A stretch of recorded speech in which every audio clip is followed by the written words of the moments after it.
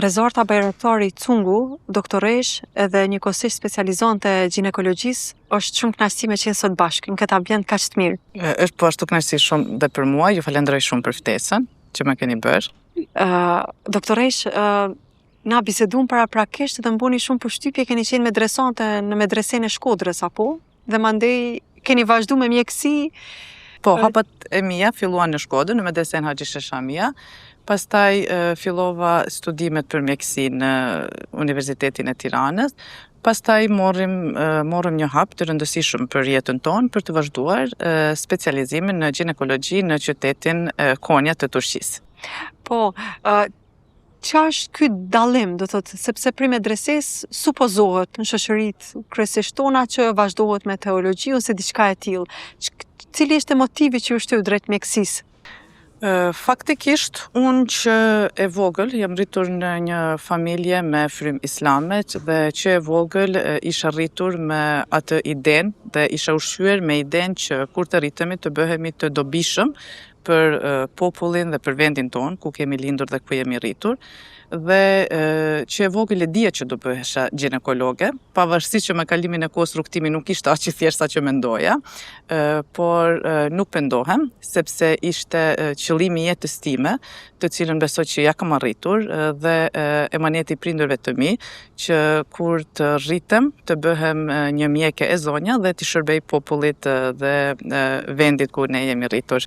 Çfarë ndjenje është, doktoresh, me i realizu këto ambicjet edhe të fëmirisë tuat, po njëkohësisht edhe të prindërve një farë forme me ju plotësuat, se çdo prind ka ëndra për fëmijën edhe kur ja plotëson, çfarë ndjenje është për ty si fëmijën? Besoj se ne apo ne si gjenerat, dhe me thanë, gjithmonë e kemi pasur për qëllim që t'i bëjmë prindërit tanë krenar.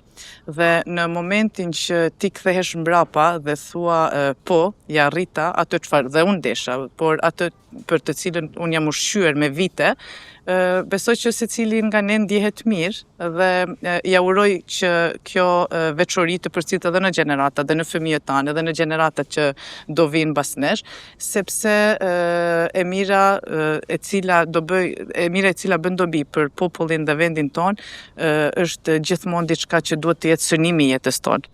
Po, një rrugtim, do thotë, me lëvizje nga një moshë e re Shkodër, Tiranë, Turqi, Ulqini është vend yt normalisht.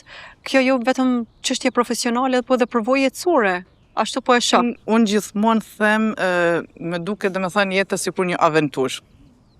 Unë faktikisht admiroj vendin tim, por mendoj që secili nga ne, ai i cili domethënë ka mundësi të dalë jashtë shtetit, mendoj që duhet të dalë, të shoh vende të mëdha, metropole, të shoh dinamikën e jetës në vende të tjera dhe të përfitoj të marrë më të mirë nga këto vende dhe të vi të shfrytëzoj për vendin e vet.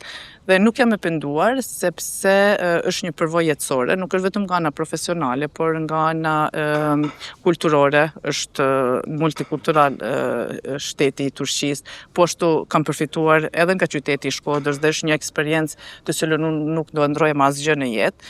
Domethënë, jam munduar të marr më të mirën nga të gjitha vendet dhe jo vetëm unë personalisht, nuk është vetëm që unë kam përfituar nga kjo eksperiencë, por besoj që kemi përfunduar të gjithë si familje, sepse kam bashkëshortin dhe fëmijët e mi, të cilët përveç gjuhës kemi marrë shumë edhe nga kultura e vendeve tjera.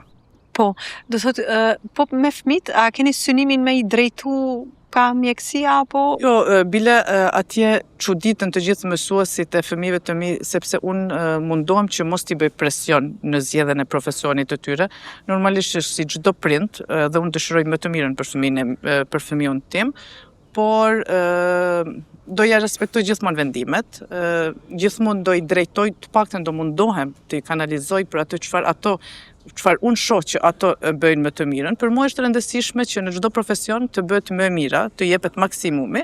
Pastaj se çfarë profesioni do ushtrosh në jetë, ajo është zgjedhje personale. A jeni e ndjeshme, doktoresh, gjatë punës si mjeke? Tani mbi të gjitha mjekët janë njerëz, normalisht që kanë ndjenja. Normalisht jo çdo rast përjetohet në të njëjtin nivel, por kemi raste të cilat me të vërtet përfshihesh emocionalisht. Sidomos ne që jemi vetë nëna, vetë gra, Ishte diçka që besoj që rrit me kalimin e kohës, duhet të dihet të ekuilibrohet profesionalizmi dhe ndjenja, por gjithmonë duke mos humbur empatia. Për mendimin tim është shumë e rëndësishme që një mjek të ketë empati, të vendosë veten në vendin e pacientit, të i gjendet afër pacientit. Domethënë nuk është që nuk i përjetoj, normalisht që përfshihem emocionalisht, por duke ruajtur gjithmonë atë profesionalizme. Po a i ndon këto shqetësimet e punës ose ato ndjesi që të krijohen për një pacient caktun në familje, qoftë me bashkëshortin, qoftë me familjarët? Mendoj që familja është mbështetja më e madhe për të vazhduar për të patur mundësinë dhe forcën për të vazhduar një profesion kaq të vështirë.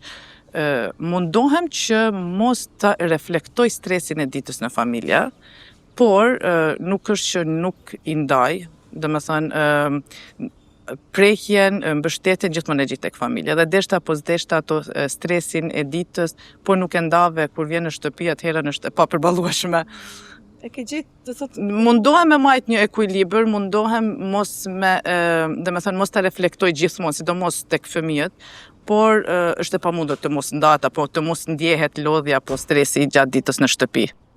Ju në përditshmëri gjatë pjesës juaj të praktikave të specializimit si ginekologe e ardhshme, e shehni do thotë me sytë e juaj ardhjen në jetë një fëmije. Çish ndikon kjo pjesë në konceptet ose botkuptimet e tuaja për jetën, lindjen, jetën edhe vdekjen? Me të vërtet, ne gjithmonë lindjen e shohim ndoshta si një rezultat. Por ta ndjekësh lindjen që nga fillimi deri në fund, ti përjetosh dhimbjet e nënës gjatë lindjes, me të vërtetë është një mrekulli në vete. Për mua, pavarësisht lindjeve të shumta që domethënë që i kam hasur gjatë këtyre viteve në profesionin tim, e them me plot bindje se secila lindje është unike, secila lindje është një mrekulli me vete, secila e qarë e fëmijës të ofron emocione të ndryshme. Domethënë, një lindje është një fillim i ri i jetës, është një shpresë e re. Dhe momentin që ty e përjeton në këtë mënyrë, domethënë dhe përfshihesh, sidomos ajo momenti kur ti ja dorëzon foshnjën nënës, kur hapet një kapitull i ri për atë nënë, me të vërtetë që është një mrekulli me vete. Sidomos jemi vetë nëna, normalisht i ka ato sfidat e veta, i ka vështirësitë e veta, jo çdo herë shkon ashtu siç don ti, por po mundohemi të bëjmë maksimumin dhe të përjetojmë në mënyrën më të mirë të mundshme, momentet më të bukura të jetës të një gruaje. Ne jemi ato që jemi afër. Po këto momentet jo të mira me gratë, për shembull, ka momente kur një grua mund të ketë vështirësi të një shtatzanie të mundshme, apo lindjen e një fëmije me ndonjë anomali të caktuar, a janë të vështira për një mjek me ndaj këto? Ginekologjia, aq sa është dhe obstetrika, aq sa është një profesion i bukur, aq është edhe një profesion i vështirë. Në momentin që gjithçka shkon mirë dhe ti po ashtu përfshihesh në lumturinë e pacientes, por normalisht jo gjithmonë shkon ashtu siç don ti, gjithçka ashtu siç don ti dhe desha apo s'deshte përfshihesh emocionalisht dhe momentin që je ti ajo që duhesh t'ja japësh lajmin e hidhur pacientes, unë mendoj që shumë e rëndësishme që pacientët e këtij të ndjejnë të sinqeritetin. Pacientët e këtij të ndjejnë faktin që nuk është vetëm në këtë sprov. E thash edhe më herët, empatia është një vesë të cilën nuk duhet ta humbasim ne si mjek. Dhe në momentin që pacientja ndjen që ti ke dhënë maksimumin, në momentin që pacienta ndjen që ti po ja jep lajmin dhe je aty për të, nuk po vuan vetë sprovën në të cilën është duke kaluar, atëherën e përjetojmë ndryshe. Kemi pasur disa raste. Kam qejf të ciki një rast të cilat më ka lënë gjurmë nëse kemi mundësi. Ishte një paciente, ishte 35 vjeçare, e cila kishte një histori të vështirë obstetrike, në kuptimin që kishte aborte të ndryshme, tentativa për të ngelur shtatzën, domethënë, dhe në fund do zoti dhe ngelën shtatzën me bineq. Në javën e 22, domethënë e mbaj mend si sot, në javën e 22 të shtatzanisë e humbën fëmijën e parë. Domethënë ishte një lloj dëshpërimi për të dhe ishte hapur qafa mitrës së nënës dhe ne po presim në çdo sekondë për të humbur dhe fëmijën e dytë. Se që ndodh një mrekulli në atë natë, domethënë që nuk është, jo çdo gjë është në dorën e mjekësisë, apo jo çdo gjë e shpjegon shkenca, ajo është një mrekulli nga Zoti dhe tani ne bile e kemi shtuar në literaturën mjekësore siras, nga që shumë rastirall në botë, dhe mbyllet qafa e mitës, në momenti që ne jemi duke pritur që të abortojë dhe fëmijën e dytë, se që mbyllet qafa e mitës dhe pa ndërhyrje, pa asnjë farë lloj ndërhyrje nga ana ne. Domethënë ne si ekip mjekësor, si staf mjekësor, po presim abortin e fëmijës së dytë dhe ajo ishte përgatitur psiqikisht dhe fizikisht për këtë gjë, e kishte pranuar, pavarësisht se ishte shumë e zhgënjur dhe e mërzritur.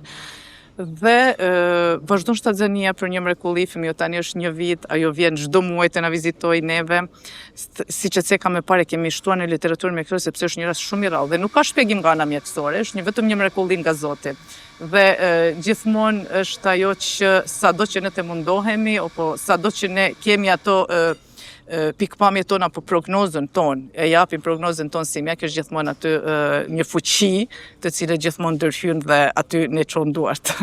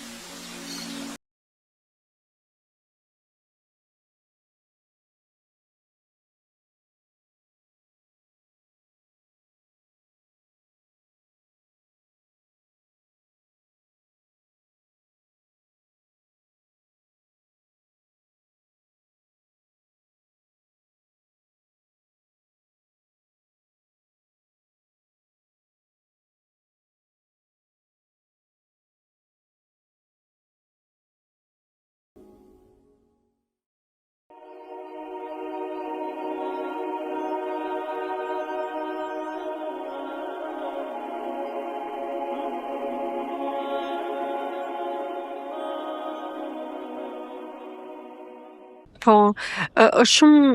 Dhe kjo më kalon shumë gjurmë dhe nuk do harroj kur, domethënë. A ka, ku mendoni se dallon, do thotë, ju jeni e ambientuar me përvojën mjekësore kryesisht në Turqi, për shkak se tash 7 vite jeni atje. Po më bën përshtypje gjithmonë edhe më herët e potencut gjatë podcastit, mirë po edhe kur ne biseduam paraprakisht këtë tendencën e ju përkthyerje këtu. Realisht po më pëlqen, po çka ju shtyn duke di që Turqia është vend mjaft i avancuar në aspektin mjekësor? Tani, ritmi i jetës në Turqi, kur ne kemi shkuar, me të vërtetë që kemi përjetuar një lloj shoku kulturor, në kuptimin e ritmit të jetës, në kuptimin e dinamikës, në kuptimin e përkushtimit. Se mjekësia, suksesi në mjekësi nuk rrhet vetëm me dije. Duhet një punë e vazhdueshme, një punë e palodhshme. Dhe besoj që ky është çelësi kryesor që Turqia ka arritur këtu ku është, në majat e mjekësisë botërore. Por fakti që ne që të vegjël, unë dhe vëllezërit e mi, jemi ushqyer me atë idenë nga prindërit tanë që vendi yt është vendi yt, ne pavarësisht mundësive të mëdha që kam atje si një mjek e huaj për të punuar në klinika private, sa i përket rrogës apo karrierës time, ne, domethënë, pa dyshimin më të vogël kemi vendosur që të kthehemi, sepse kemi dëshirë dhe fëmijët tanë të mos humbasin atë dashurinë për vendlindjen, dashurinë për gjyshrit e vet, për të afërmit e vet. Domethënë, motoja dhe misioni i këtij largimi nga vendi ynë ishte gjithmonë që të marrim më të mirën, normalisht të përfitojmë dhe të kthehemi ti ushtrojmë to në vendin tonë. Po, me thërresh, kjo pjesa e gruas, shëndetit ginekologjik të gruas është shumë e gjerë. Mirë, po edhe ky podcast është kryesisht një njoftim se unë shpresoj që do ta kemi një tjetër në studio me profesional, do thot ku do të kemi një temë të caktuar ginekologjike. Mirë, po më intereson të di, ka qenë më herët një ide, ndoshta hezitim në momente të caktuara të bëhen vizita ginekologjike, si qëndron në Turqi konkretisht është përvoja juaja e përditshme? Unë faktikisht jam në kontakt edhe me pacientët e Ulqinit apo të Kosovës apo të Shqipërisë. Për fat të mirë, në kohën e fundit është zbehur si fenomen. Dhe po, besoj që sidomos vajzat dhe gratë e reja janë të ndërgjegjësuara që konsultat dhe vizitat ginekologjike duhet bëhet. Gjithmonë në mjeksi këshillojmë parandalim më mirë se sa mjekim. Unë ja këshilloj të gjithëve grave që screening që të bëhet në moshën e duar, të bëhet me përpikmëri dhe besoj që kur të kthehem do punoj shumë në këtë fushë. Çështja e screeningut për mua është shumë e rëndësishme dhe besoj që gratë duan të ndërgjegjësohen, sepse konsulta dhe vizita ginekologjike është një akt kujdesi ndaj vetvetes, nuk kemi nevojë në asnjë mënyrë të ndjehemi në siklet. A mund ta përshkruash doktoresh vetëm pak këtë pjesën çka nënkupton kur po thumë screening? Në Turqi është tarama testler, domethënë bëhet në mosha të caktuara, bëhet për shembull papatesti, në moshë të caktuar bëhet mamografia, nëse bëhet papatesti me HPV për HPV virus bëhet çdo 5 vite. Nëse nuk bëhet me HPV, nuk përfshihet HPV virusi bëhet çdo 3 vite. Domethënë janë disa kontrolla, domethënë vizita ginekologjike, të cilat nuk bëhen në qoftë se femra ka një ankesë të caktuar. Por këto duhet të bëhen, domethënë nga çdo femër. Në moshat të caktuara, të cilat besoj që do të bëjmë një podcast dhe do t'i cekim me detaje, me specifike. Po, ju për mjeksi tregut ku ka qenë motivi juaj fillimet. Mirë, po ginekologjia, a i keni shiku nevojat e popullatës këtu, apo ka qenë prap kjo dëshire juja? Jo, me të vërtet që në këtë vendimin tim ka ndikuar shumë edhe nevoja e popullatës. Domethënë për të zgjedhur, domethënë për mjeksi është ajo gjithmonë që unë kam dashur të bëhem mjeke, por pastaj për të zgjedhur profesionin dhe të kanalizohem në një profesion të caktuar, me të vërtet që ka qenë një kërkesë e popullatës. Po, a mendoni doktoresh se një grua e zakonshme, si të gjitha ne në mbulesë, ndjehet më komode të vizitohet, a e ndjeni këtë? Unë personalisht ndjehem normalisht shumë më komod. Mirë, po ju e vreni gjatë punës juaj të përditshme. Si reagojnë gratë në këto momentet? A e kanë të nevojshme ta kenë dikë që ju përshtatet bindjeve këtyne? Domethënë, nuk besoj që ndjen më të sigurta, sepse çdo grua, pavarësisht bindjeve fetare apo mënyrës së jetesës, normalisht që duhet të ndjehet e sigurt dhe gjithmonë personalisht përpiqem që çdo gruaja t'i përkushton me të njëjtin përkushtim, pavarësisht bindjeve apo mënyrës së jetesës që ka zgjedhur të jetojë, është shumë personale, por a ndjet më rehat, besoj që ndjet më rehat, sepse i kemi disa pika ndjeshmërie të njëjta, ku deshte apo s'deshte është një kimi ku ne mund të mirë kuptohemi më tepër, domethënë mund të ndjet më rehat. Por jo më sigurt, sepse secila femër duhet të ndjetë e sigurt nga mjekët të cilët duhet të vizitohet. Po, çka ka doktoresh diçka që studentëve të mjekësisë nuk ju tregohet në fillim, e që ti më vonë e ke kuptuar gjatë studimeve? Studentët e mjekësisë, edhe duke përfshirë dhe veten, nisen me atë idenë që duhet të bëjmë mjekë. Por sfidat dhe rrugtimi është shumë tepër se kaq. Ato netët e palodhshme, stresi, sfidat e shumta, gjithmonë ta vështirësojnë rrugën, gjithmonë të bëjnë të mendojnë a është kjo rruga që duhet që unë ta zgjedhja, a kam bërë zgjedhjen e duhur, por gjithmonë duke ja rikujtuar vetes qëllimin, misionin, mjetin për të cilin jemi nisur, besoj që shka përcjell çdo gjë dhe normalisht duke u mbështetur në Zotin që është gjëja kryesore. Po, çka mendoni, do thot për këto, normalisht tash e kemi edhe kohën e verës, edhe të rinjët po përcaktohen një farë forme për studimet maturantët është fjala. A duhet të ketë specifika dikush që studioj mjeksi?